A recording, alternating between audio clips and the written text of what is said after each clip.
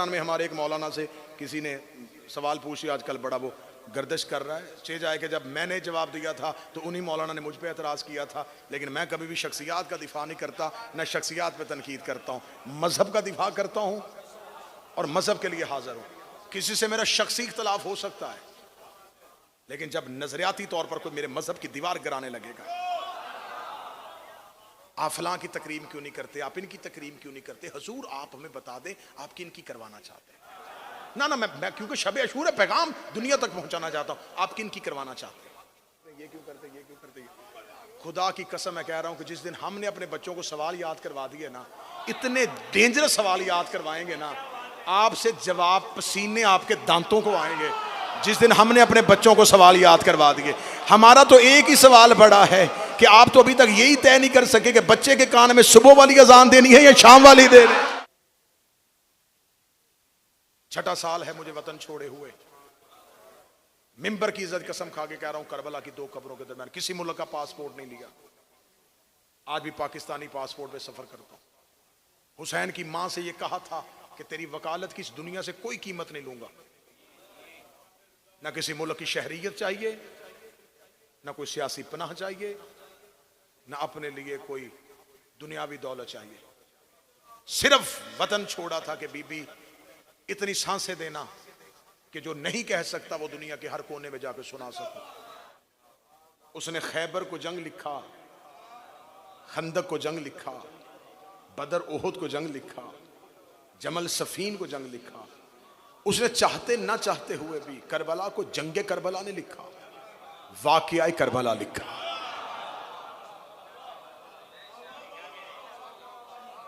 हर मौरख ने करबला को जंगे करबला नहीं लिखा, वाक़िया करबला। हाँ लिखा वाक़िया करबला के बाद जंग हुई थी, लेकिन टाइटल जंग का नहीं दिया, सरनामा जंग का नहीं दिया।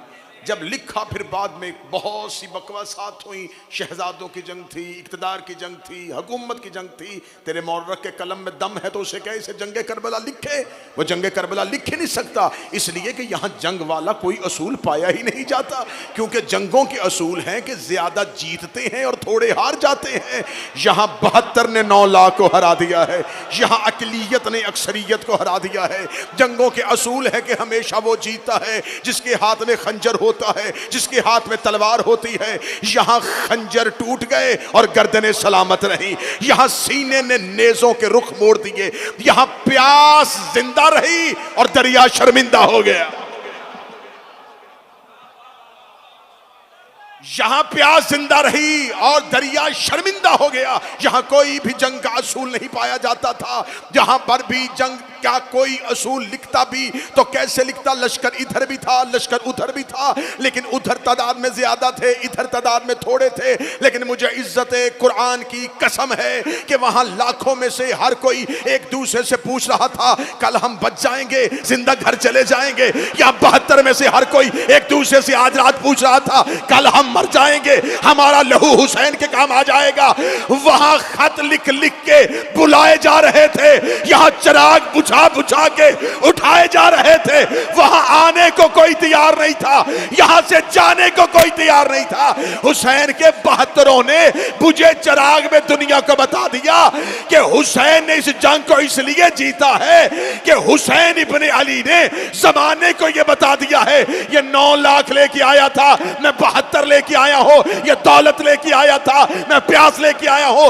लिख यजीद अपने मौरख से क़यामत तक के लिए हर हलाल ज़ादे को ये कहने पे मजबूर करूंगा हुसैन जिंदाबाद है, यजीद मुर्दा।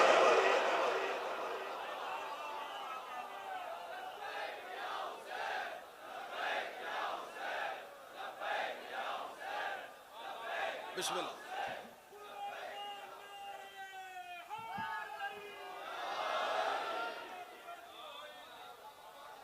वाल असर, और मुझे कसम है हुसैन की नमाज असर की।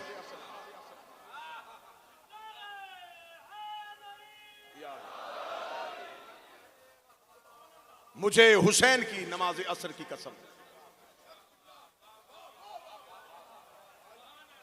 बेशक इंसान खिसारे में सिवाय उसके जो अली वाले हैं, आमिल सालेहा जो विलायत अली पे कायम रहते हैं, आज बात होगी हक और सब्र पे, क्योंकि आखिरी मजलिस आपकी समाअतों को दिया गया। खुदा कह रहा मैं तुम्हें वसीयत करता हूं हक के साथ जुड़े रहना। आवाज थोड़ी सी बेहतर करवाना, ये आवाज बिल्कुल खत्म है। और वही खुदा कुरान में कहता बिस्मिल्लाहिर्रहमानिर्रहीम वला तलबिसु हक्का बिल बातिल, कभी भी बातिल को हक का लिबास ना पहनाना। तकरीर शुरू होने लगी है सरकार। आज बात हो रही है कि हक क्या है और सब्र क्या है। वही खुदा कह रहा है खबरदार, कभी भी खुदा ये नहीं कह रहा कि बातिल को अपनाना ना, बातिल को अपनाने वाले हर दौर में थे। खुदा कह रहा जुल्म है अगर तुमने बातिल को हक का लिबास पहनाया। जो कोई हो ना और उसे वो बनाया।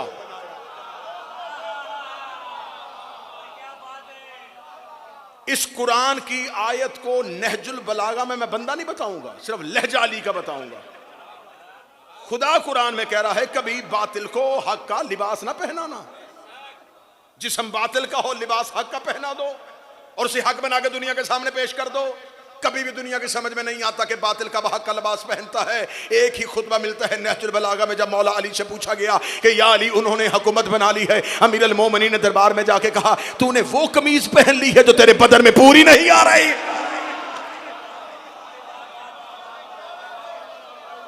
नहजुल बलागा में मौला अली का कलाम है। अली फरमाते हैं तूने खिलाफत की कमीज को ज़ेबतन कर लिया जबकि वो तेरे बदन पे पूरी ही नहीं थी। ये मुझे, क्योंकि शब अशूर बहुत ज्यादा वक्त हो चुका, ये मुझे अपने मजमे को समझाने की जरूरत नहीं है कि हक कौन है। खुदा कह रहा है कभी भी बातिल को हक का लिबास ना पहना। हर दौर में अल्लाह ने हक को जिंदा रखा। खुदा बातिल बनाता नहीं, जो हक के मुकाबले पे आ जाए। जहमत फरमाए, वक्त ज्यादा हो गया। ये नहीं है कि खुदा ने जब बनाया था तो हक अलहदा बनाया था, बातिल अलहदा बनाया था। खुदा ने मूसा की फितरत में रखा था तुझे नबूवत मिलेगी, और फरौन की फितरत में रखा था तुम्हें सरकशी मिलेगी। तो फिर फरौन का क्या कसूर है? जैसे मैंने 2 दिन पहले कहा था कि यह नारा गलत है कि वो अल्लाह जिसे चाहे जन्नत में भेज दे। यह अकीदा मजहब जाफरिया के खिलाफ है, अल्लाह जिसे चाहे जन्नत में भेज दे। और मैंने कहा था 2 दिन पहले कि हम समझते हैं तुम किसे भिजवाना चाहते हो। लेकिन करबला में मिर्जा साहब पहले दिन आए, करबला में इस सवाल की यहाँ कब्र बना के जाने लगा। जब भी करबला की जियारत के लिए आना तो सोच लेना यहाँ पर हुसैन का एक मातमी आया था और यहाँ पर एक सवाल की कब्र बना के चला गया। जो ये बंदे कहते हैं अल्लाह जिसे चाहे जन्नत में भेज दे, जिसे चाहे जन्नत में भेज दे, फिर अपने अकीदे पे पक्के रहना था। अगर अल्लाह जिसे चाहे जन्नत में भेज दे, फिर तेरे बड़े हसर से क्यों ले गए? लिख दे ताकि हम जन्नत में चले जाए।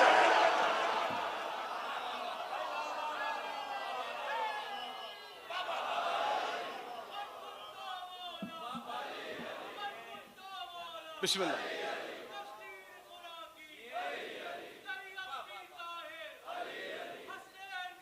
मुख्तर करना मेरा भाई।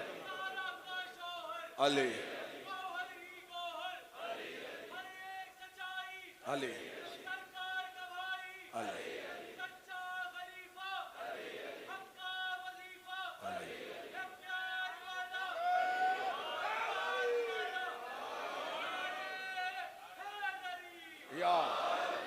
मुतवज्जे बात। क्यों कहा था कि हसन तू लिख दे मैं जन्नत में चला जाऊं? क्या उनका अकीदा नहीं था कि अल्लाह जिसे चाहे? इसका मतलब है कि आपके बुजुर्ग ये मानते थे वो जिसे चाहे नहीं, ये जिसे चाहे।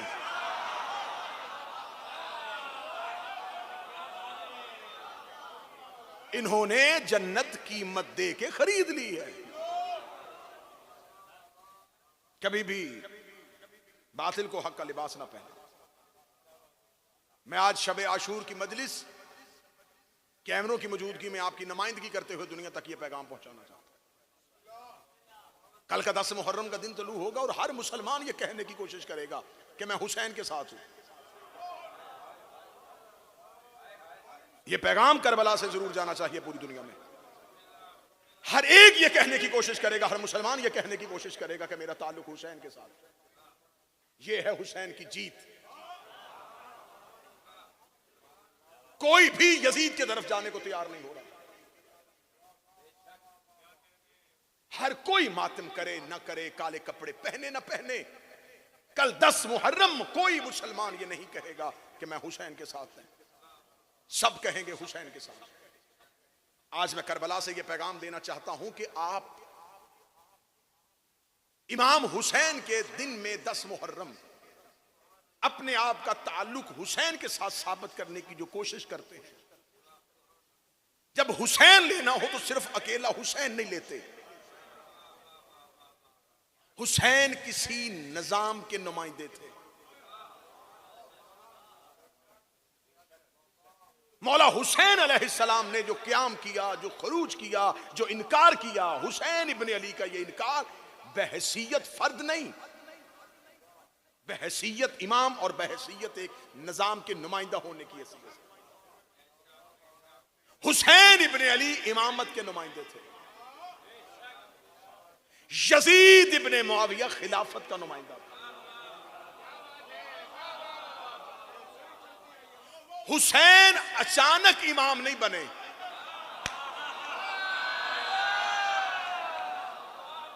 बिल्कुल ऐसे ही यजीद भी अचानक खलीफा नहीं बना। ये दो लाइनें हैं जो चल रही हैं। यहां पे आके हुसैन और यजीद मध्य मुकाबला आए। हर मुसलमान भाग के हुसैन के कैंप में आ गया। हम हुसैन के साथ, हम हुसैन के साथ। ऐसे हुसैन हमने भी नहीं देना। कल को हर एक अपना अपना स्टेटस लगा देगा, यजीद गलत, यजीद गलत। अकेला यजीद गलत नहीं।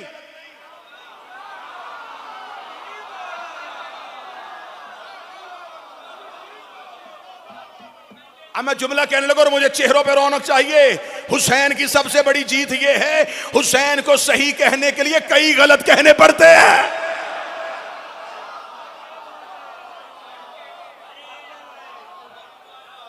मैं मुखातिब हूं अपने उन अहले सुन्नत दोस्तों से जो करबला का पैगाम समझना चाहते हैं, करबला का मंशूर समझना चाहते हैं। अगर आपको किसी न किसी मसलहत के तहत किसी ऐसे खतीब को सुनना पड़ गया है जो आपको मकसद करबला से दूर कर रहा है और वो कह रहा है पैगाम हुसैन तो महदूद था, हुसैन तो सिर्फ इसलिए गए थे, हम तो सबसे प्यार करते हैं, हम तो सबसे मोहब्बत करते हैं। हुसैन का क़याम, हुसैन का खरूज, इसके मकसद को समझो। इजाजत है ये मकसद पर सुनो। हर कोई कह रहा है मैं हुसैन के साथ हूं, यजीद गलत है। अकेला यजीद गलत नहीं, यजीद किसी निजाम का नुमाइंदा था।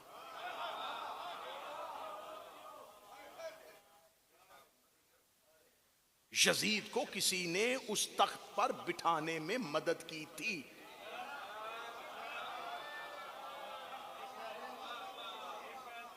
तुम कहानी इस्लाम की करबला से आगे शुरू कर रहे हो। आओ पहले करबला से पीछे चले। रसूल को दुनिया से गए हुए ज़ाहरी तौर पर पर्दा किए हुए 50 साल नहीं हुए। 11 हिजरी को रिसालत माब का विसाल हुआ। 61 हिजरी को यजीद जैसा फासिद, रजील, जलील यजीद, और कितने साल? 50 साल हुआ है। 2000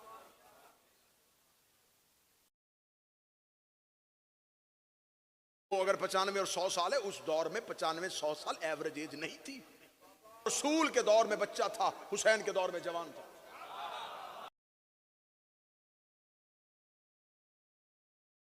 हुसैन के दौर में ज़ईफ था। यानी कि यजीद जब बैयत ले रहा था तो वो लोग जिंदा थे जिन्होंने नबी को, जब इमाम हुसैन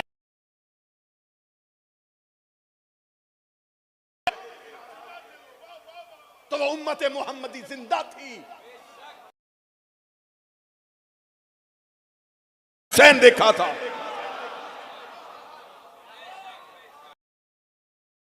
थे जिन्होंने ईद वाले दिन नबी के कांधों पे, मतलब वो लोग जिंदा थे और यजीद तख्त पे बैठ गया। मैं मान जाता कि सिर्फ शाम में चंद लोगों ने बैत की थी यजीद की।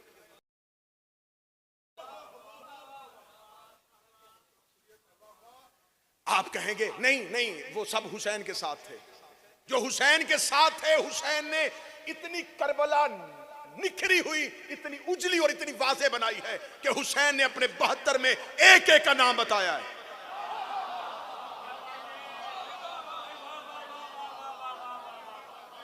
आओ, हम हुसैन के कैंप में हैं ना, हम हुसैन के कैंप में हैं।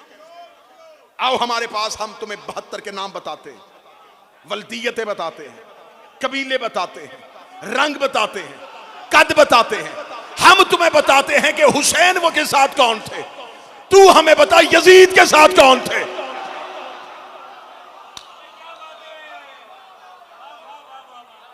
इसका मतलब उस दौर में उम्मत दो ग्रोहों में तकसीम है। एक वो है जो हुसैन के साथ, एक वो है जो यजीद के साथ। अगर तू कहेगा कि वो हुसैन के साथ है, मुझे 72 में दिखा। अगर वो 72 में नहीं थे तो वो कहां थे? अचानक वाकया करबला हो गया था, उन लोगों को खबर पहुंचते पहुंचते हुसैन शहीद हो गए थे। मैं फजाइल का जुमला पढ़ रहा हूं ताकि मैं मकसद करबला बता सकूं। 1 साल नबी की बेटियां कैद खाने में रही, तब वो लोग कहां थे? तब तो करबला फैल चुकी थी, तब तो लोगों को पता चल चुका था कि नवासे रसूल कत्ल हो गया। हम अकेला यजीद कातिल तुमसे नहीं लेंगे।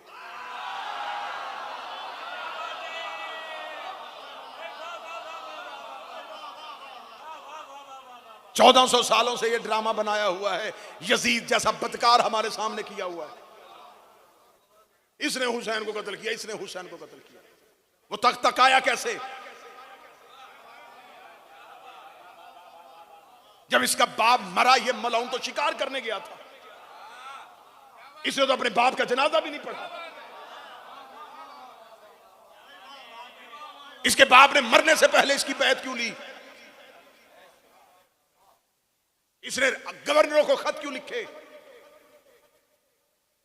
इसने क्यों सरजौन अपने ईसाई मुशीर के कहने पर मुमलकत इस्लामिया की बेहतरीन सीटों पर अपनी मर्जी के गवर्नर्स लगा के यजीद की बैत ली? जिंदा था यजीद का बाप और यजीद की बैत ले रहा था। इसका मतलब है यह कत्ले हुसैन की तैयारी सिर्फ यजीद ने नहीं की।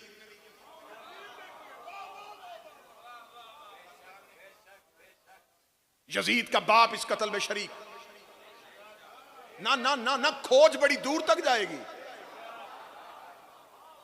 इसका मतलब है कि कत्ले हुसैन के लिए फतवे इकट्ठे करने, गवर्नरों से बैयत लेनी। दुनिया के 3 हिस्सों में यजीद की हुकूमत कायम हो चुकी थी। इस वक्त दुनिया के 7 बर्रे आजम हैं, 6 बर्रे आजमों में उसकी हुकूमत कायम हो चुकी थी। कौन थे वो लोग जिन्होंने बैयत कर ली थी? कौन थे वो लोग जो भाग भाग के यजीद को खलीफा मान रहे थे? हुसैन तन्हा क्यों थे? इमाम हुसैन अलैहिस्सलाम ने अपना सफर 28 रजब को शुरू किया है। इस सरजमीन इराक में 2 मुहर्रम को पहुंचे। रास्ते में कोई मुसलमानों की बस्ती नहीं आई। मैं फजाइल पढ़ूं, फजाइल सुनो। इमाम हुसैन अलैहिस्सलाम मक्का में क़याम करके बैठे हुए हैं। हाजियों के काफले आ रहे हैं और हुसैन सबको बता रहे हैं।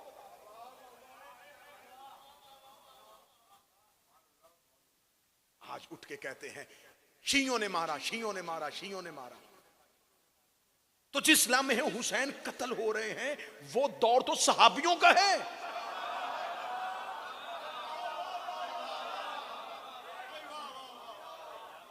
अभी ताबईन भी शुरू नहीं हुए, अभी तबा ताबईन भी शुरू नहीं हुए। अभी तो नबी के दौर के सहाब जिंदा हैं और इमाम हुसैन अलैहिस्सलाम को शहीद किया जा रहा है और कत्ल किया जा रहा है और खानदान रसूल को कैद किया जा रहा है। इसका मतलब है कि यजीद का बाप अपनी दौर में यजीद के लिए हुकूमत, सल्तनत, किस किस को खत लिखना है, किस किस से बैत मांगनी है, और यह फैसला यजीद का नहीं था, यजीद का बाप कह के गया था कि तूने मदीना में इन 4 अफराद से बैत मांगनी है, लेकिन इस चारों करेंगे नहीं। अब्दुल्ला इब्न जुबैर से मांग लेना, अब्दुल्ला इब्न उमर से मांग लेना, हुसैन इब्न अली से मांग लेना, बाकी कोई कर सकता है, हुसैन कभी नहीं करेगा। लेकिन अगर हुसैन करे ना तो हुसैन को ज्यादा लंबा मोहलत और मौका ना देना। इसका मतलब है कि कत्ल हुसैन की तैयारी यजीद से पहले यजीद के बाप की जिंदगी में हो चुकी थी।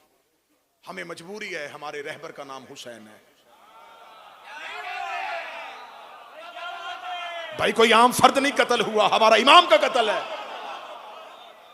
हमारे आका और मौला का कत्ल है। हम तारीख से पूछेंगे किस किस हाथों में इस खून की लकीरें, कहां तक ये लहू के छींटे हैं। इसका मतलब यजीद का बाप नहीं। लेकिन अब सवाल अगला मेरा मौरख से ये है, मैं तारीख की आंखों में आंखें डाल के पूछ रहा हूं, यजीद के बाप को खलीफा किसने बनाया था?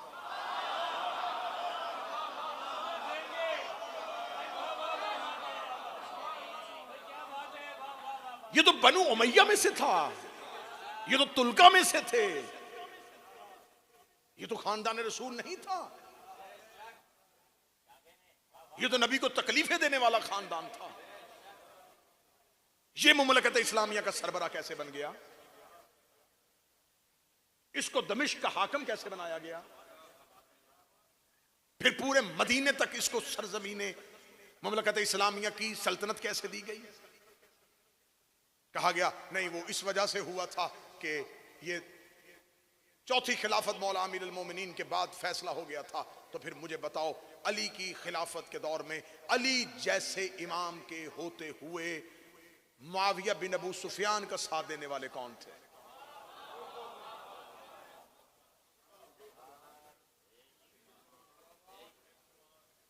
मैं पहले दिन से ये बात कह रहा हूं, करबला समझनी है तो करबला को करीब आके जूम करके समझो, करीब आओ करबला के, तुम्हें पता चले हुसैन कितनी बड़ी जंग जीत के गए, किस खानदान के साथ ताल्लुक था, बनी उमैया के साथ, किस खिलाफत के दौर में बनाया गया, तीसरी खिलाफत के दौर में। कत्ल हुसैन की खोज लगाता लगाता पीछे गया, तीसरी खिलाफत के दौर में आ गया।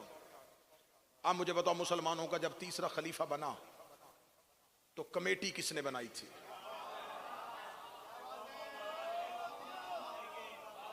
उस कमेटी में शामिल लोग कौन थे? अगर उस कमेटी ने तीसरा खलीफा का तयन किया, उसी तीसरे खलीफा ने मुआविया बिन अबू सुफियान को दमिश्क का गवर्नर बनाया और उसी ने कत्ल हुसैन के लिए लोगों से बैत की और उसके बाद यजीद ने हुसैन का कत्ल किया, खोज पीछे चला गया है। मैं कत्ल हुसैन की इंक्वायरी और तहकीक पढ़ रहा हूं आपको। सदियों बाद यूनान की अदालत में मुकदमा खुल गया था सुकरात के कत्ल का, सदियों बाद खुल गया। जो नौजवान बैठे हैं जाकर सर्च कर, उनका नाम सुकरात है, ना वो जहर पिलाने वाला ना जहर पीने वाला। अब मुकदमा क्यों? उन्होंने कहा हमारी मजबूरी है, सुकरात का कत्ल यूनानियों के सर पे है, हम अपनी अदालत से मुकदमा जीत के साबित करना चाहते हैं हमारा ताल्लुक जहर पिलाने वालों से नहीं, जहर पीने वाले के साथ, हम जालिम के साथ नहीं, मजलूम के साथ। मुसलमानों में ये करबला में बैठ के इसलिए कह रहा हूं कि कत्ल हुसैन का इल्जाम मुसलमानों पे है। जल्दी करो, हुसैन के कैंप में आओ, कहीं कत्ल हुसैन तुम्हारे सर ना आ जाए। हजरत इब्राहिम को आग में फेंका जा रहा था, छोटा सा परिंदा अपने मुंह में पानी का कतरा लेके जा रहा था, बाकी परिंदों ने रो के पूछा वो मीलों तक दहकती हुई आग है, तेरे कतरे से बुझेगी नहीं? उसका पता मुझे भी, अब बुझेगी नहीं। उन्होंने कहा फिर क्या करेगा? उसने कहा कम से कम इस कतरे को फेंक के तरई को गवाह बना लूंगा, मेरा ताल्लुक इब्राहिम से था, नमरूदियों से नहीं था। मातम ना किया कर, जंजीर ना मारा कर, काले कपड़े ना पहना कर, 10 मुहर्रम को हुसैन के जुलूस में आहिस्ता आहिस्ता चला कर, ताकि दुनिया को बता सके तेरा ताल्लुक हुसैन से है, यजीदियों से नहीं।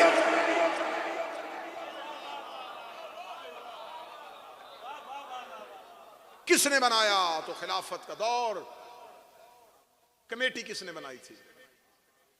दूसरी खिलाफत के दौर में उनको नामजद किसने किया था? पहले खलीफा। पहली खिलाफत कैसे हुई थी? सकीफा बनी सादा में। सुनो सुनो सुनो सुनो, पहली खिलाफत कहां से आगाज हुआ? सकीफा बनी सादा में। किसने बनाई थी? इज्तिमा ने। कौन कौन था? महाजिरीन और अंसार। ठीक है, यह है तुम्हारे पास खिलाफत।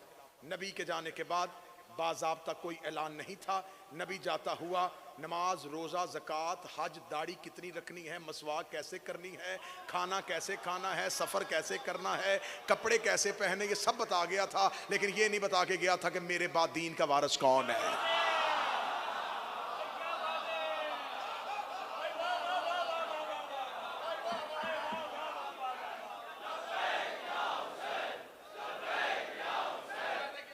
बिस्मिल्लाह सर।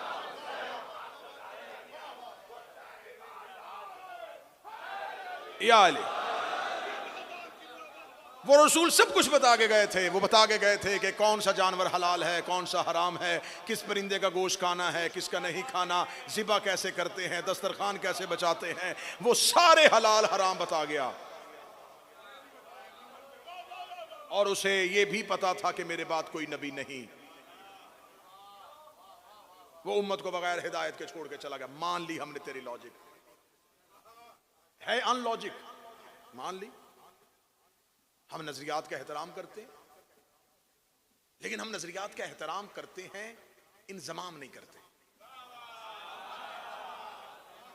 हम अपने अकीदे पर रह के आपसे बात करेंगे। आप हमें यह ना कहें कि आप टेबल की साइड पे बैठे हैं तो हम भी साइड पे हैं, हमें इधर रहने दें। आप हमसे डिबेट करें इधर रह के, आप हमसे बात करें, फिरका वारियत का खात्मा करते हैं, मोहब्बत से बात करते हैं। हजूर आपके पास अकीदा यह है कि नबी अपनी जिंदगी में कोई ऐलान नहीं करके गए थे, कुछ अनाउंस नहीं करके गए थे। ये सारा फैसला नबी उम्मत में छोड़ के चले गए थे। और नबी ने कहा कि अब अपनी मर्जी से तुम अपना कोई रहबर बना देना, दीन मैंने तुम तक पहुंचा दिया। ठीक है, क्या हुआ? कहते फिर सकीफा का इज्तिमा हुआ। वहां क्या हुआ? वहां एक सहाबी को खलीफा बनाया। उसने क्या किया? उसने जाने के बाद फिर इज्तिमा किया। कहते नहीं नहीं, उन्होंने जाने के बाद तरीका तब्दील कर दिया। वो जाते हुए दूसरे को नॉमिनेट कर गए और नाम बता के चले गए, मेरे बाद इसको खलीफा बना। ठीक है, फिर वो खलीफा बन गए। फिर क्या हुआ? फिर वो जाते हुए कमेटी बना गए। फिर दूसरे ने कमेटी बनाई तो फिर तीसरा खलीफा जो है वो चुन लिया गया। जब तीसरा खलीफा बन गया, जब उसकी खिलाफत का दौर खत्म हुआ, फिर सारी उम्मत इकट्ठी होकर अली के दरवाजे पे आ गए। या अली आप हुकूमत ले लें, लेकिन या अली वो जो शूरा कमेटी में आपके सामने शर्त रखी थी ना कि आपने कुरान और सुन्नत के अलावा किसी और सीरत पे अमल करना है, अल्लाह ने फरमाया मैं शूरा कमेटी के सामने भी आया था। वो जो कमेटी जिसने तीसरा खलीफा बनाया था वो चल के मेरे दरवाजे पे भी आई थी। उन्होंने कहा था इसे खलीफा नहीं बनाते, तुम्हें बना देते हैं, बस एक शर्त मान ले कि कुरान और सुन्नत के अलावा पहले दो खुलफा की सीरत पे अमल करना। अगर अली ने वो खुलफा की सीरत पे अमल करना हो तो मैं तीसरा खलीफा बन जाता। मैंने उस लम्हे भी कहा था कि मैं कुरान और सुन्नत के अलावा कोई शिक तस्लीम नहीं करूंगा। वो कमेटी उठ के चली गई थी और उन्होंने जाके उनको बना दिया था। तो अब तुम फिर दोबारा मेरे दरवाजे पे वही शर्त लेके आ गए। उन्होंने कहा चले या अली ठीक है, फिर आप वो वाली शर्त छोड़ दे, सिर्फ कुरान और सुन्नत। अल्लाह ने फरमाया हाँ सिर्फ कुरान और सुन्नत, इसके अलावा कोई नहीं। देख लेना, जिसने मेरी बायत करनी है सिर्फ कुरान और सुन्नत पे करना और किसी पे नहीं करना। उन्होंने कहा हाँ हाँ हम सिर्फ कुरान और सुन्नत पे करेंगे। अली ने हाथ बढ़ा दिया, बंदों ने बैत करनी शुरू कर दी। इसका मतलब कि अब अली आया चौथे नंबर पे है, लेकिन बैत करवा रहा है कुरान और सुन्नत पे। पहले तीन खुलफा की सीरत को अली ने दरमियान से निकाल दिया। अब हो गया अली खलीफा बिला फैसल।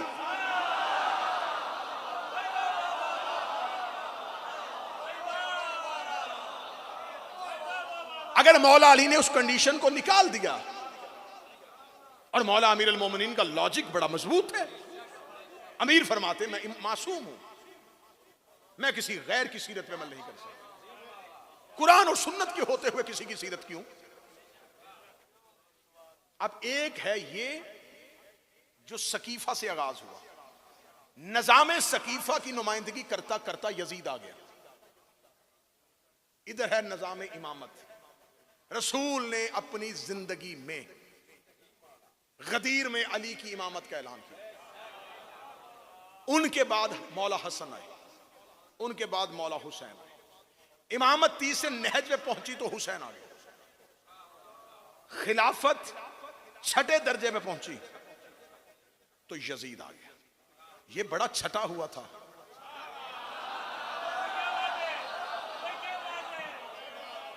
छठे दर्जे पे आया, इधर यजीद इधर हुसैन।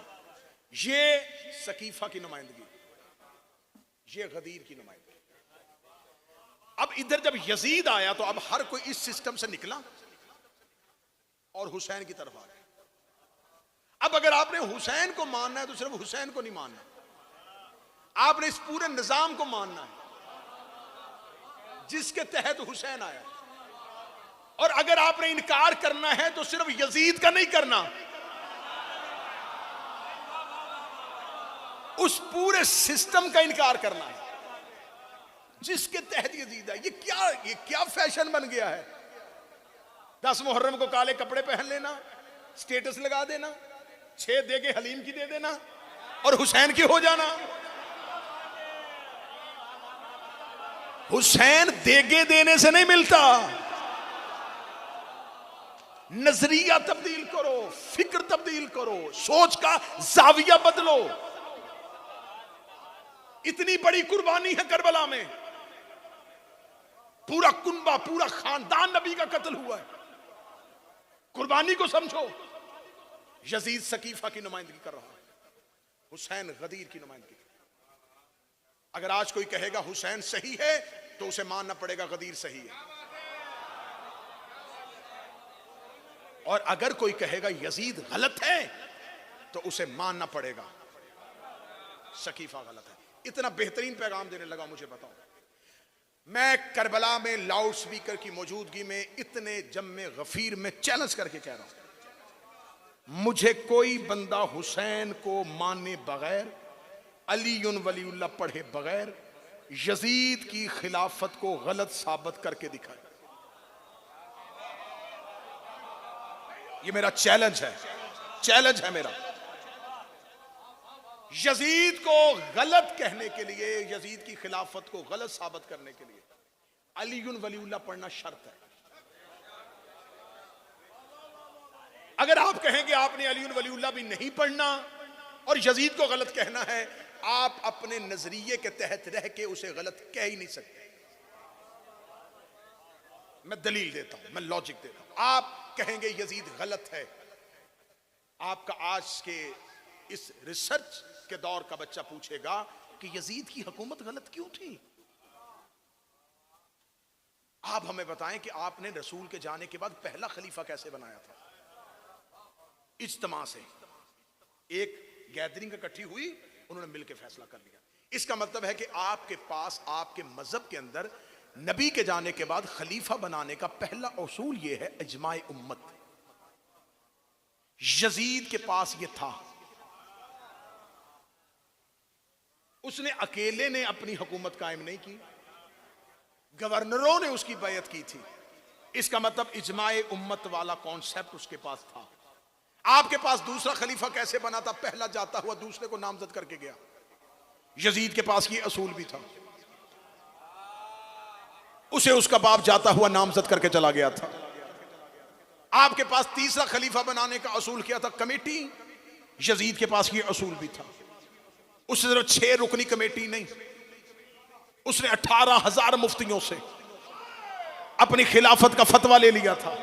इसका मतलब है कि आज आप कहते हैं यजीद गलत है, हुसैन सही है, तो यजीद गलत कैसे हो गया? यजीद के पास अजमाए उम्मत भी था, यजीद के पास नामजद करना भी था, यजीद के पास कमेटी का फैसला भी था। तीनों के तीनों उसूल जो आपकी खिलाफत में राइज है यजीद के पास थे, तो फिर उसकी खिलाफत गलत कैसे हो गई? अगर आपने यजीद को गलत और हुसैन को सही कहना है, फिर आपको मानना पड़ेगा हुसैन सही था, इजमा गलत था। हुसैन सही था, नामजद करना गलत था। हुसैन सही था, कमेटी बनाना गलत थी। और आखिर में आपको मानना पड़ेगा गदीर सही था, सकीफा गलत।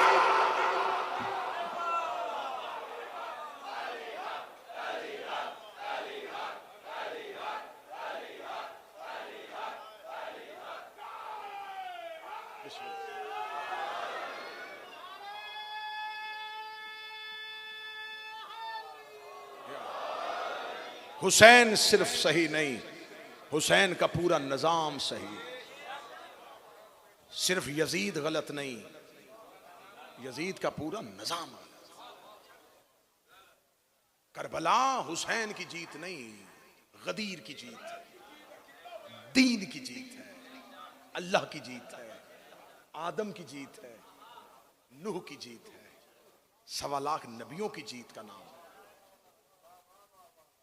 आज हम पे एतराज करते, काले कपड़े बिदत, मातम बिदत, जंजीर बिदत, जुलझुना निकालना बिदअत। उम्मत को इतनी सुन्नतें याद नहीं है।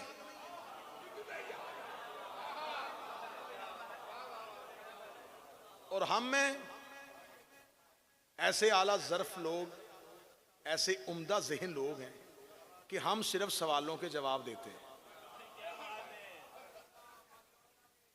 हमारी कौम ने सवाल करना सीखा ही नहीं।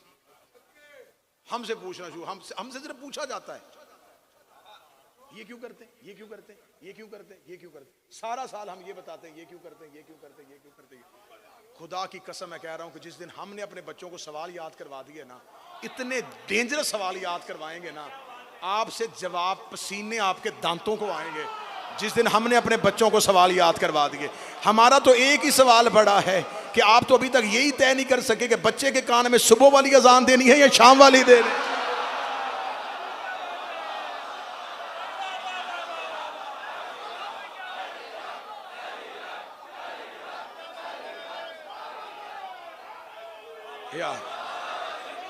आप हमें पूछते हैं, आप हमें पूछते हैं, यह है हय्या अला खैरुल अमल निकालने का नुकसान। हय्या अला खैरुल अमल छोड़ो तो अस्सलातु खैरुम मिनन नौम लो। नमाज सोने से बेहतर है। सोने से सिर्फ बेहतर है क्या? सिर्फ सोने ही से नमाज बेहतर है? इंसान दो हालतों में से एक हालत में होता है, या सो रहा होता है या जाग रहा होता है।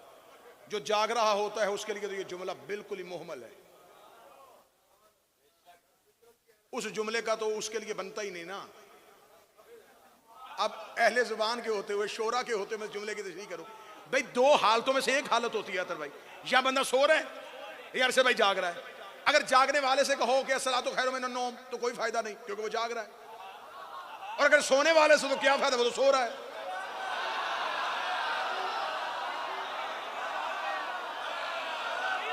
कितना लॉजिकल जुमला है, कितना मुहम्मल जुमला है। यह है खैरुल अमल छोड़ने का नुकसान। हमसे पूछ रहे हैं जी आप इसको नहीं मानते, आप इनको नहीं मानते, आप इनको नहीं मानते, आप इनको नहीं मानते, आप इनको नहीं मानते। एक दफा एक काम करें, एक पूरी लिस्ट बनाएं, हमें दें कि आप हमें किन को मनवाना चाहते हैं। आप हमें लिस्ट दे दें, हम आपकी किताबों से किरदार सुना देते हैं।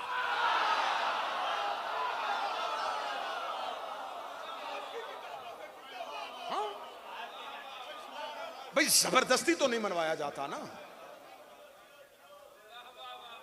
अभी हमारे एक या दो दिन पहले पाकिस्तान में हमारे एक मौलाना से किसी ने सवाल पूछी, आजकल बड़ा वो गर्दिश कर रहा है। स्टेज आए कि जब मैंने जवाब दिया था तो उन्हीं मौलाना ने मुझ पे एतराज़ किया था। लेकिन मैं कभी भी शख्सियात का दिफा नहीं करता, न शख्सियात पे तनकीद करता हूँ। मज़हब का दिफा करता हूँ और मज़हब के लिए हाजिर हूँ। किसी से मेरा शख्सी इख्तलाफ हो सकता है, लेकिन जब नजरियाती तौर पर कोई मेरे मज़हब की दीवार गिराने लगेगा, आप फलां की तकरीम क्यों नहीं करते, आप इनकी तकरीम क्यों नहीं करते, हुजूर आप हमें बता दें आप किन की करवाना चाहते हैं। ना ना, मैं क्योंकि शब अशूर है, पैगाम दुनिया तक पहुंचाना चाहता हूं। आप किन की करवाना चाहते हैं? क्या आप हमसे उनकी इज्जत करवाना चाहते हैं जिन्हें हम अपने आइमा का कातिल और दुश्मन समझते हैं? तो फिर हम ये करते हैं, हम अपने इमामों को छोड़ देते हैं, हम उनको मानना शुरू कर देते हैं। हम क्या करें, हमारी मजबूरी है। जिन्हें आप इज्जत दे रहे हैं, हमारे यहां उनको हमारे आइमा और हमारे मासूमीन के कत्ल में शरीक समझा जा रहा है। सर 19-20 का फर्क नहीं है, दोस्ती और दुश्मनी का फर्क है।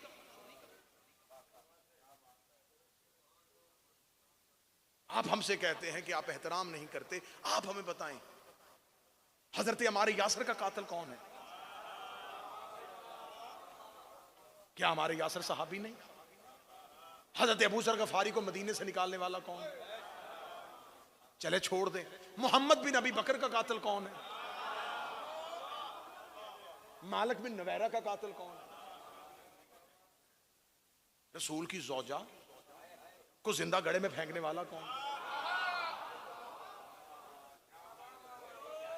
ज़हरा के दरवाजे पे आग लेके आने वाला कौन है?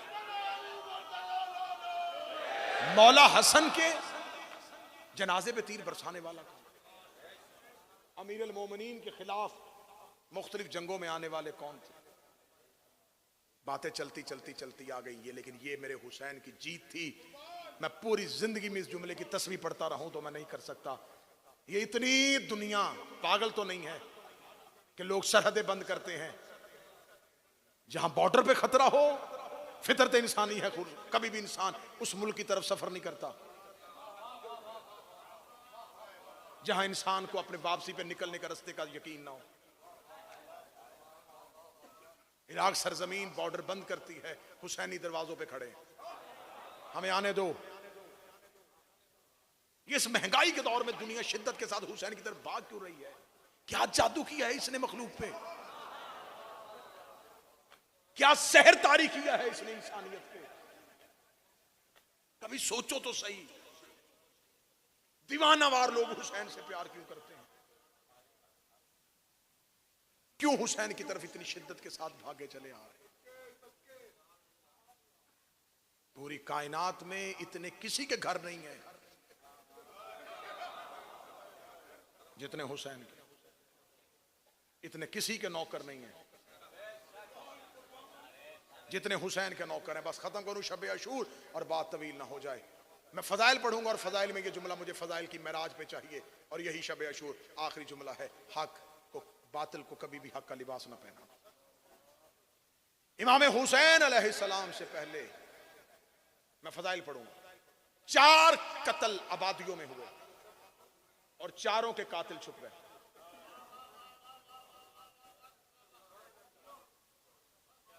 रिसालत माब तबई मौत नहीं मरे, जहर दे के शहीद किया। सही बुखारी में आ गया, आखिरी वक्त में दवा पिलाई जा रही थी और वो हाथ से रोक रहे थे। दवा में शिफा होती कभी ना रोकती। रसूल का कत्ल मदीने में हुआ। आज हमें पाकिस्तान में टाइटल में शहादत रसूल भी नहीं लिखने दिया जाएगा। कातिल छुप गया। रसूल के बाद रसूल की सगी अकलौती बेटी का कत्ल हुआ। मैं फजाइल में जुमले पढ़ रहा हूं। दिन की रोशनी में हुआ, भरे मदीने में हुआ, मजमाए आम ने किया, कातिल छुप गया। नाम लेने की इजाजत नहीं, बात करने की इजाजत नहीं, मौजू छेड़ने की इजाजत नहीं। 6ठा साल है मुझे वतन छोड़े हुए। मिंबर की इज्जत कसम खा के कह रहा हूं, करबला की 2 कब्रों के दरमियान किसी मुल्क का पासपोर्ट नहीं लिया। आज भी पाकिस्तानी पासपोर्ट पे सफर करता हूं। हुसैन की मां से यह कहा था कि तेरी वकालत की इस दुनिया से कोई कीमत नहीं लूंगा। ना किसी मुल्क की शहरियत चाहिए, ना कोई सियासी पनाह चाहिए, ना अपने लिए कोई दुनियावी दौलत चाहिए।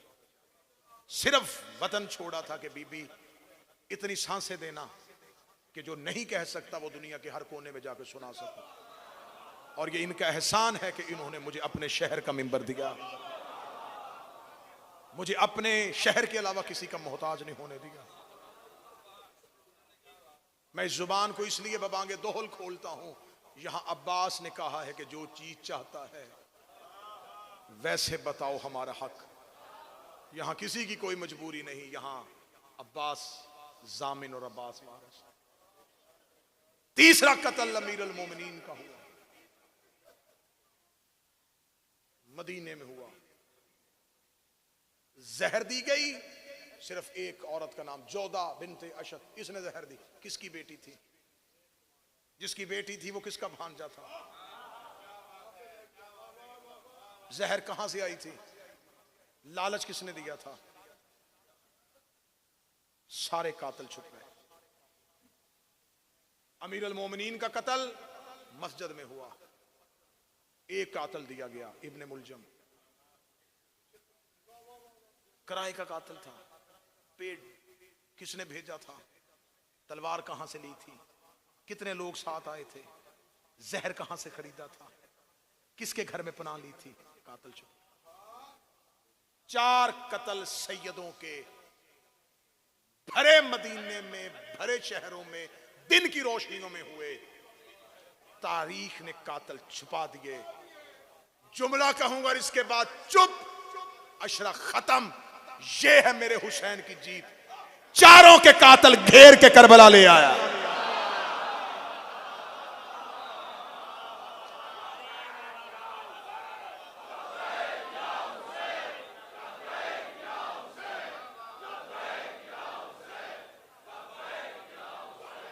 बिस्मिल्लाह।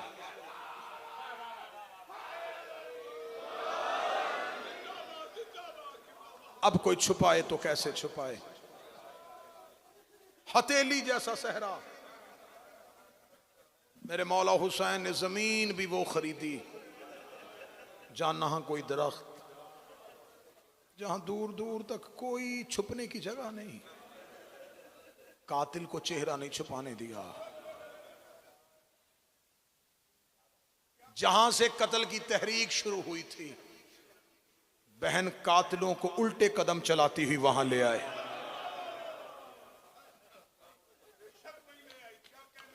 मैं आलिया की कैद नहीं पढ़ूंगा। ये इंतकाम था अली की बेटी का। अगर शहजादी करबला से सफर का आगाज ना करती, कैसे पता चलता कि कितने कूफा से आए थे, कितने शाम से आए थे। अली की बेटी कातिलों को उल्टे कदम चलाती हुई उनके शहरों तक लेके आई। कातिल के दरबार में गई। दरबार में जाके कातिल के मुंह से इकरार करवाया। ये थी खूने हुसैन की वारिसा। छुप जाता ये लहू अगर ज़ैनब कुबरा ना हो। अक्सर बात पढ़ने वाले कहते हैं कल शाम गरीबा होगी, हुसैन का मुहर्रम खत्म हो गया, ज़ैनब का शुरू। मैं कभी नहीं कहता।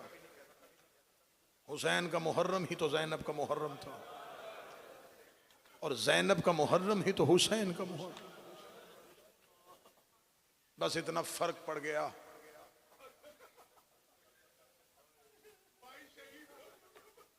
जो अमारी में थी वो रस्सियों के साथ ऊंट पे आ गए।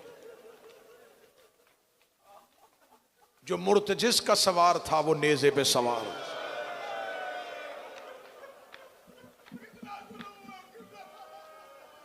बस थक गए हो, बहुत देर से बैठे हो, तकरीबन 2.5 घंटे हो गए। मैं माजरत चाहूंगा। इंशाअल्लाह कल शाम गरीबा ठीक 9:30 बजे इसी मकाम पे मोहम्मद की बेटियों को अलविदा करेंगे। ऐ रात न ढलना कि उजड़ जाएगी ज़ैनब, ऐ सूरज न निकलना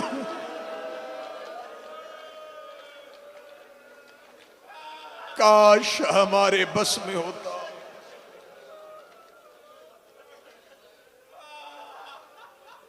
आज की रात जागना, नींद भी आए तो अपने आप को जगाना।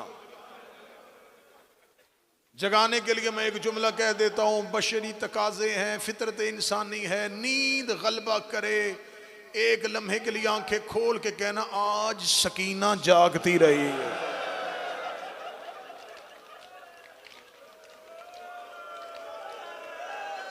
जिस शहर में तुम बैठे हो इसमें हुसैन की बेटियों ने जाग के रात गुजारी।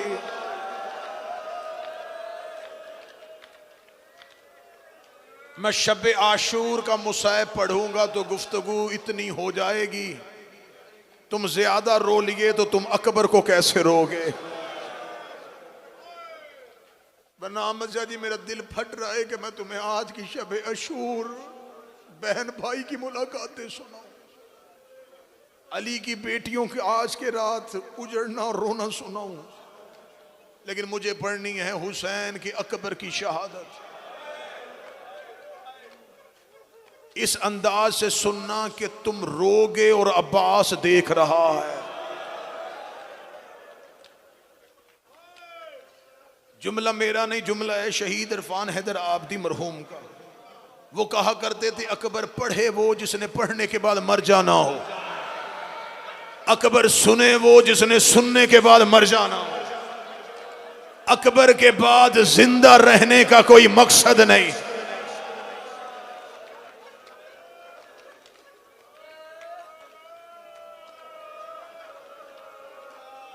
ये जुमला मेरा या इरफान हैदर आबदी का नहीं, ये जुमला है हुसैन का। मैं शहादत के आखिर में जुमला पढ़ता, लेकिन तुम्हारी चीख निकली है तो मैं यहीं पे जुमला पढ़ देता हूं। अकबर की लाश पे आके हुसैन ने दोनों हाथ उठाए, उठाकर या बनैया बादल दुनिया अल्फा, ए मेरे बेटे तेरे बाद इस दुनिया पे खाक, अकबर तेरे बाद भी अब क्या जीना। ये आवाजें इतनी बुलंद हैं तो अगला जुमला दे दूं। कातिल ने जल्दी कर दी हुसैन को कत्ल करने की, थोड़ी देर रुक जाता अकबर के बाद हुसैन ने कितना जी लेना था। अकबर के बाद हुसैन कितना जिंदा रहता।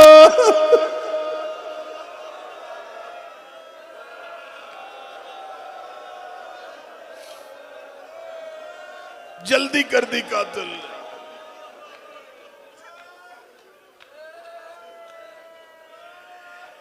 कितना प्यार था मैं नहीं सुनाता, बस इतना सुन लेना। जब घोड़े की जीन से हुसैन गिर गए, मुर्तजिज जिसे की छवि बना के आज हम उसके सुमों पे हाथ रखते हैं, इसी मुर्तजिज ने हुसैन के गिर्द पहला चक्कर लगाया। इसने आवाज दी कि कहा मौला तेरी माँ ने मेरी दुआएं मांगी थी, मौला मुझे बता अपनी मर्जी से गिरा है या मेरी गलती से गिरा है। हुसैन की आवाज आई मुर्तजिज तेरी वफा पे राजी हो, लेकिन गिरा गई मुझे नाना की उम्मत। मुर्तजिज दूसरे चक्कर पे आया, हुसैन की सवारी की आवाज आई मौला मेरी पुश्त पे सवार हो जाएं, मैं आपको मदीना छोड़ाऊं। फरमाया नाना तो टीले पे खड़ा है। मुर्तजिज ने तीसरा चक्कर लगाया, आवाज आई मौला मेरी पुश्त पे सवार हो, मैं आपको नजफ छोड़ाऊं। फरमाया बाबा अली सामने देख रहा है। मुर्तजिज की आवाज आई मौला फिरा तुझे बहन के खेमे में छोड़ाऊं। फरमाया ज़ैनब दरवाजे पे खड़ी है। मुर्तजिज कहता मौला कोई हुक्म तो कर दे। हुसैन का मुर्तजिज मैं बड़ा जख्मी हूं, अगर हो सके अपनी गर्दन झुका मैं तेरे गले में बाहें डालूं, मुझे अकबर की लाश पे ले जा, मुझे एक बार मेरा बेटा दिखा दे, मुझे एक बार अकबर का चेहरा दिखा दे। और मैंने इतनी देर हो गई और मैंने अपना के हौसला, मौला हुसैन दुआएं कबूल करे। आज रात खुल के रो लेना, कल ज़ैनब उजड़ जाएगी। आज रात जो अब्बास की आकाज़ादी है कल शाम की कैदर हो जाए।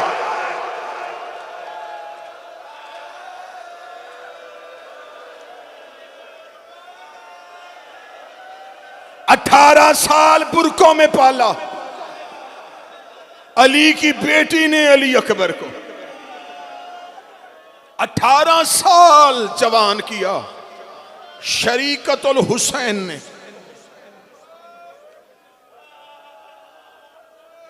किताबें कहती हैं जब मौला हुसैन के घर पहला बेटा अली ज़ैनुल आबिदीन आया, मौला हुसैन ने चूमा। 3 दिन का सजाद मौला हुसैन ने मेहराब इबादत में रख दिया। मौला अली को पता चला कि हुसैन के घर बेटा है और हुसैन ने अल्लाह के घर के मेहराब में रख दिया है। अली गए सजाद को उठा ला। शहीद मुतहर ने कहा 4 साल मौला सजाद को मौला अमीर अल मोमिनीन ने पाला। मौला हुसैन को अल्लाह ने दूसरा बेटा दिया अकबर। हुसैन फिर मेहराब में रखा है। अब अली दुनिया से चले गए थे। ज़ैनब को पता चला हुसैन बेटा मेहराब में रखा है। बीबी अपने घर से चली। बीबी ने जहां मुसल्ले पे अकबर थे उठाया, सीने से लगा के कहती है हुसैन ये बेटा मैं ले लूं। अब मैं शहादत शुरू करने लगा हूं, मातम की तैयारी करना। तुम जो जवान हो ना, आज तुम्हारे हिस्से की मजलिस है। जवानों, आज तुमने मेरा साथ देना है। जब उठा के लाई है ना बीबी देख के कहती है, हुसैन ये तेरा बेटा अकबर, मैं ले लो।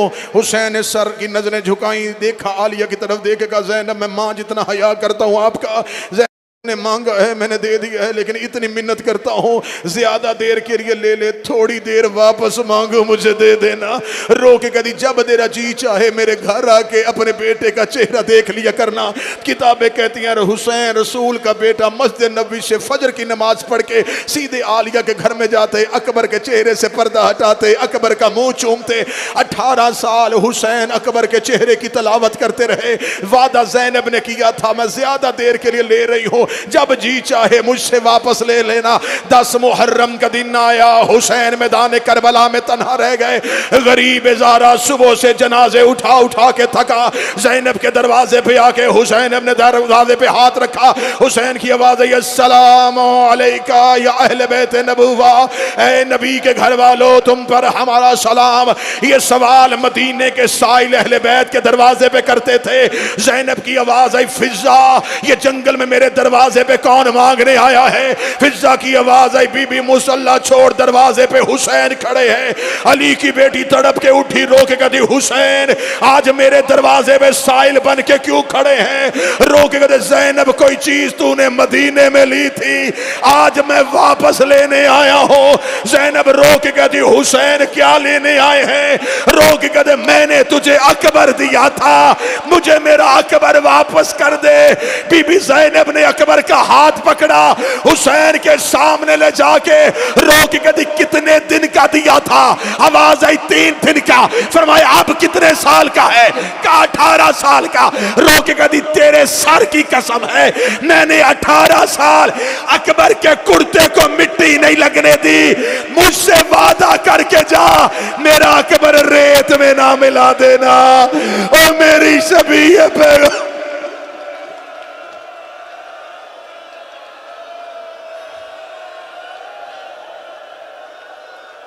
इजाजत है पढ़ूं?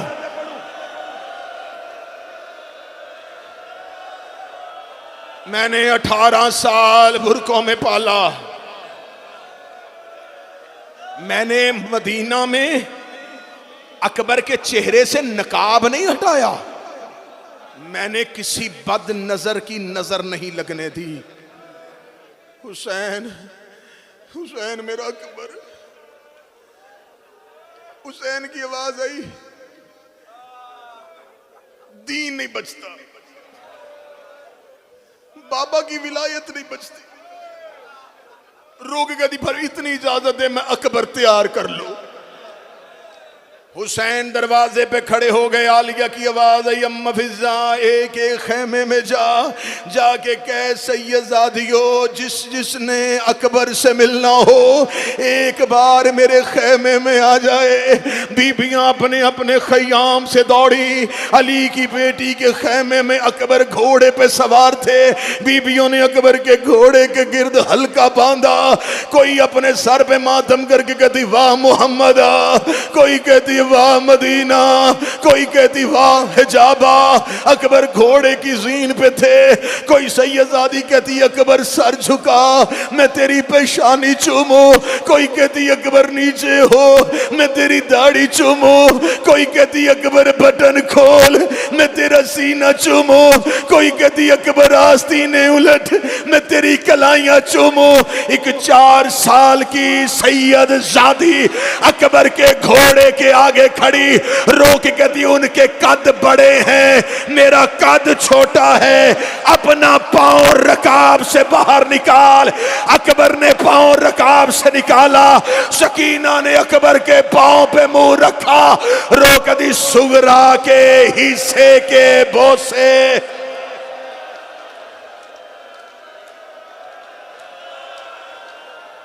सुगरा ने मुझे कहा था, जब मेरा अकबर जाए एक एक खेमे से अकबर विदा होते रहे। जब आए अपनी मां लैला के खेमे में, अकबर की मां ने अकबर को आते हुए देखा, रो के कहती अकबर आखिरी बार मिलने आया है। हाँ माँ आखिरी बार मिलने आया हूँ। आप जो अल्लाह जिसकी माएँ हैं तुम्हारी माओं को जिंदगियां दे। और जवानों के लिए जुमला सुनना, अकबर की माँ रो के कहती अकबर आखिरी बार मिलने आया है। हाँ माँ आखिरी बार मिलने। रोक दी अकबर थोड़ी देर मेरे खेमे में रुक। बीबी जल्दी से चलती हुई जैनब के खेमे में आई। जैनब के खेमे में अकबर की माँ का आना था। बीबी आलिया देख के कहती अकबर की माँ अकबर तो तेरे खेमे में तुझे मिलने गया है। रो के कहती बीबी इजाजत लेने आई हूं, अगर आप हुक्म कर दे एक बार बेटा कह के मिल लो। बीबी मैंने जब से तुझे दिया है मैं हर किसी को कहती हूं अकबर जैनब का बेटा है। अकबर की मां का विदा हुआ।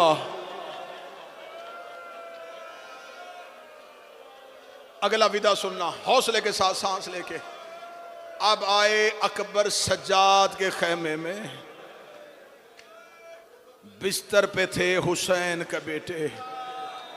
अली अकबर ने अपनी पेशानी ज़ैनुल आबिदीन के कदमों में रखी। अकबर के आंसुओं की तरी सज्जाद को अपने पांव में महसूस हुई। बंद आंखों को खोला। अकबर अकबर ये तैयारी कैसी? भैया सजाद मक्तल में जा रहा हूं। मैंने जुमला रोका था कि जुमले का हक अदा हो जाए। अब मैं जुमला देने लगा जिशान भाई।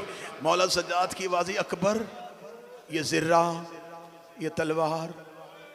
अकबर किधर जा रहे हो? सजाद मक्तल में जा रहा हूं। सजाद ने बंद आंखों को खोलकर, लड़ने जा रहे हो या मरने जा रहे हो? जब कहना लड़ने जा रहे हो या मरने जा रहे हो। सजाद का जुमला सुन के अकबर हो के कहने लगा नाना के दीन से कुर्बान होने जा रहा हूं। इतना कहना था मौला सजाद की आवाज़, अकबर एक दफा मुझे बाजुओं से थाम के खड़ा कर।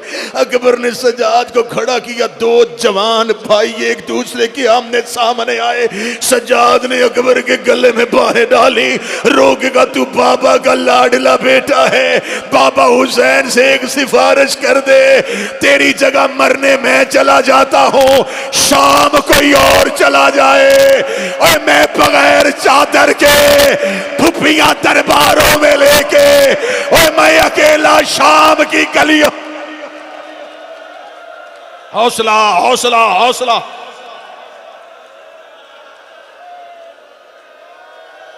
अभी तो मैं विदा पढ़ रहा हूं हुसैन के बेटे के। रो के फरमाया मैं अकेला शाम की गलियां, शाम के बाजार, बगैर चादर के फुफियां, बगैर रिदाओं के बहने। ओए अकबर मैं शाम नहीं जा सकता। अकबर मैं अकेला कैसे जाऊंगा? जरूर पढ़ता हूं। मौला सजाद का जुमला हो। अकबर की आवाज आई, आप इमाम हैं, मैं पिसरे इमाम हूं। खेमे के दरवाजे पे भाई की जंग देखना। विदा करते हुए अली अकबर खयाम हुसैनी से निकले। टीला पे हुसैन बैठे थे। अकबर को आते देखा। बेसाख्ता मुंह आसमान की तरफ गया। देखेगा मेरे अल्लाह गवाह रहना। गवाह उसे इसलिए बना रहा है, अपना रहा कोई नहीं। मेरे अल्लाह गवाह रहना। अब उसे भेज रहा हूं जो खल्क और खुल्क में तेरे पैगंबर की शबी है। मेरे अल्लाह मेरे घर में इससे कीमती चीज कोई नहीं थी। मेरे अल्लाह मेरी उस कुर्बानी पे राजी हो जाना। ये कह के शहजादा अली अकबर हुसैन के करीब आए। आवाज़ दे के कहा बाबा क्या मुझे इजाज़त दे रहे हैं? हुसैन रो के कहता अकबर खुद इंसाफ कर, तू 57 साल का ज़ईफ़ होता, तेरा कोई तेरे जैसा बेटा होता। अकबर बूढ़ा बाप जवान बेटे को मौत की इजाजत कैसे देता है। अब मैंने करबला में मक्तल शुरू की है, अब कोशिश करना कि आंसू न रुकने पाए। रो के कहा बाबा फिर मुझे मौत की इजाजत अपने हाथों और जुबान से दीजिए। हुसैन अपनी जगह से उठने लगे। मक्तल कहती गरीब ज़हरा से उठा ना गया, दूसरी बार उठने लगे फिर न उठा गया। रो के कहते अकबर मुझे सहारा दीजिए। अकबर मेरी कमर टूट गई है, अकबर मेरी कमर का जोर खत्म हो गया है। हुसैन उठ के खड़े हुए, अकबर को अपने सीने से लगाया। रो के कहा अकबर मुझे चेहरा चूमने दे, अकबर मुझे रुखसार चूमने दे, अकबर मुझे बाजू चूमने दे, अकबर मुझे सीना चूमने दे। हुसैन ने अकबर को घोड़े की जीन पे बिठाया। अकबर घोड़े की जीन पे सवार हुए। हुसैन लजाम ने फर्श को हाथ में थामे हुए चलने लगे। अकबर कहता बाबा मुझे अच्छा नहीं लग रहा, मैं सवार हूं और आप पैदल चल रहे हैं, बाबा आप मेरे घोड़े की लजाम छोड़ दीजिए। हुसैन ने घोड़े की लजाम छोड़ी, दूर खड़े होकर अकबर को देखा। देखा अच्छा मैं नहीं आता, फिर एक वादा तू कर दे, या बनैया महलन महला। अकबर आहिस्ता आहिस्ता चलना, अकबर अपना घोड़ा आहिस्ता आहिस्ता चलाना। अकबर जितनी देर तक तेरे घोड़े का रुख लश्कर की तरफ है, अकबर तू अपना चेहरा मेरी जानब कर ले। अकबर मैं तुझे मैदान में जाता हुआ देखो। इधर अकबर के घोड़े के कदम चले, गरीब ज़हरा ने चलना शुरू किया। इधर अकबर का घोड़ा तेज हुआ, हुसैन ने कदम तेज किए। इधर अकबर का घोड़ा करबला के टीले में दौड़ा। मक्तल कहती हुसैन मुंह के बल जमीन पे गिर गए। रो के कहते नाना मेरी बिनाई चली गई, मुझे कुछ नजर नहीं आ।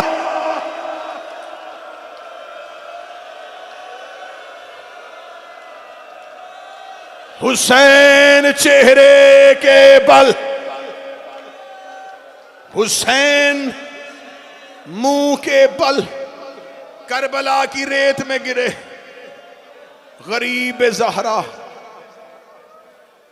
वहीं उसी रेत पे बैठ के सर्द आहें भर रहा था। जितनी देर अकबर लड़ते रहे, मक्तल कहती हुसैन सिर्फ इतना कहते रहे अकबर अकबर अकबर अकबर अकबर अकबर। हुसैन की तस्बीह बन गया अकबर का नाम। गरीब ज़हरा अकबर का नाम ले रहे थे।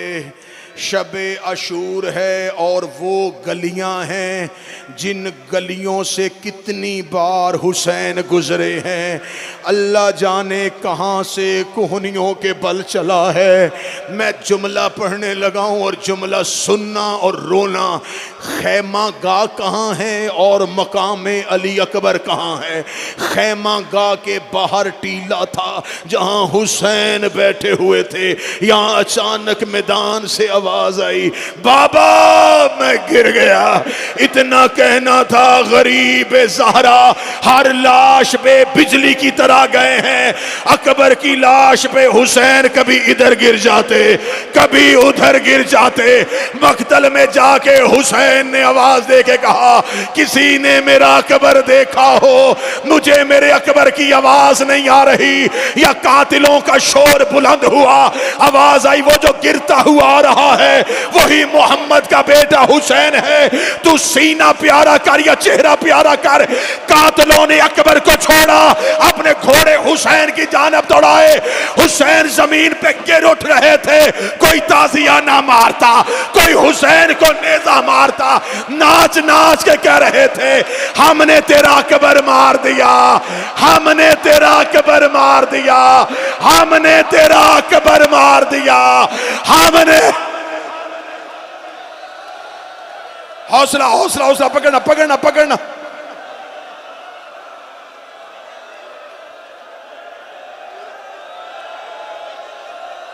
मुझे बाप को बेटे की लाश पे जाते हुए सुनाने देना। नाच नाच के कह रहे थे, हमने तेरा अकबर, हमने तेरा अकबर। हमने तेरा अकबर मार दिया। गरीब ज़हरा अब इतना जख्मी हो गया, अब हुसैन पांव से न चले, हुसैन कोहनियों के साथ, हुसैन कोहनियों और घुटनों के साथ जख्मी हालत में। पढ़ू, करोगे बर्दाश्त? हुसैन ने अकबर ऐसे ढूंढा,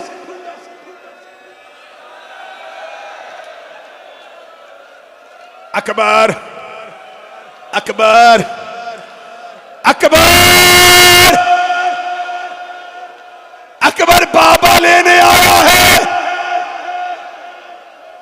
या हुसैन के हाथ पे एक हाथ आया, बाबा बाबा बाबा बाबा मैं यहां हूं। अकबर, अकबर कहां है? बाबा ये रेत पे हूं। अकबर जख्म कहां है? बाबा सीने पे। मुझे कब्र हुसैन की कसम, किसी लाश पे हुसैन ने बद्दुआ नहीं दी। जब अकबर ने कहा सीने पे जख्म है, हुसैन ने अकबर के कातल को देखा, कहा खुदा तेरी नस्ल बर्बाद करे, और तूने इसके सीने पे नेज़ा मार।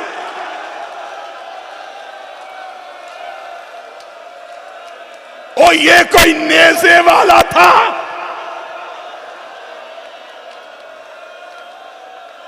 सिर्फ अकबर के कातल को हुसैन ने बद्दुआ दी।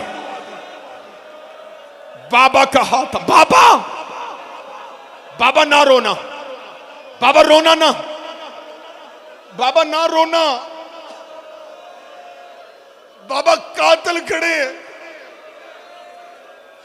अकबर, अकबर मुझे बता जख्म कहां है? शहजादा अली अकबर ने हाथ पकड़ा। अकबर ये तो बर्छी है, मैं मक्तल पढ़ रहा हूं और मुझे पता है कि सामने मौला अब्बास की कब्र है। तेरे आंसुओं की खातिर मैं आकबत तो खराब नहीं करूंगा ना। मुझे इस कब्र अब्बास की कसम है, तुम्हें सिर्फ इतना बताते नेजा मार दिया। मैं गलत पढ़ू, ज़हरा माफ ना करे। सनान बिन अंस कुत्ते ने अकबर के सीने पे नेजा मार के सीने को, ये नेजे को घुमाता रहा। अकबर गाए बाए तड़पता रहा, रो रो के कहता रहा, बाबा मेरा जिगर फट गया, मेरा कलेजा फट गया।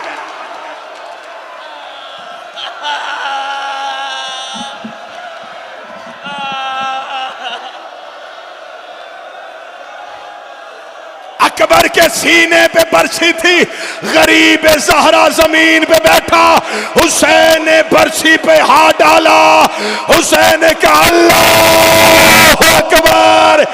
बरछी नहीं आई, अकबर का जिगर।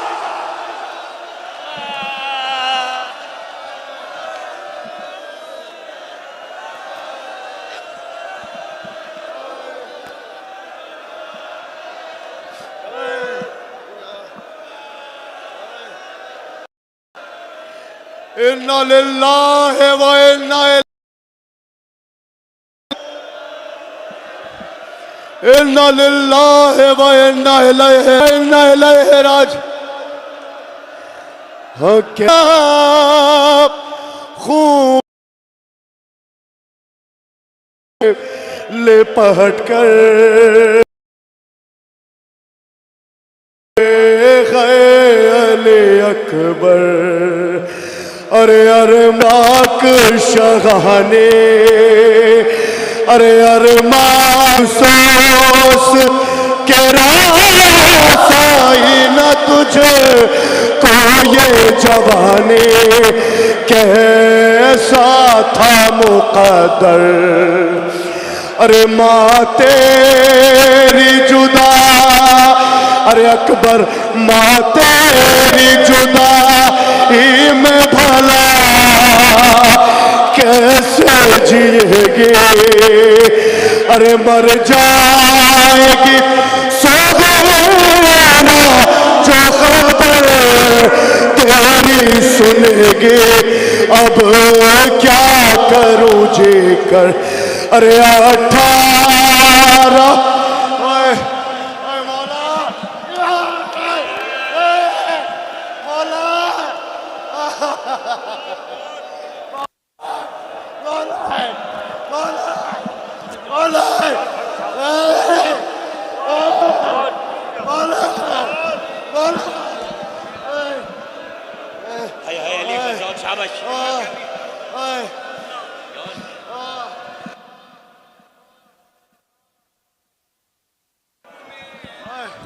अरे 18 बरस मौला, 18 बरस पाल के परवान चढ़ाया। अरे वो के सुवाला है मेरा खून में लगा। अब क्या करूं जी कर।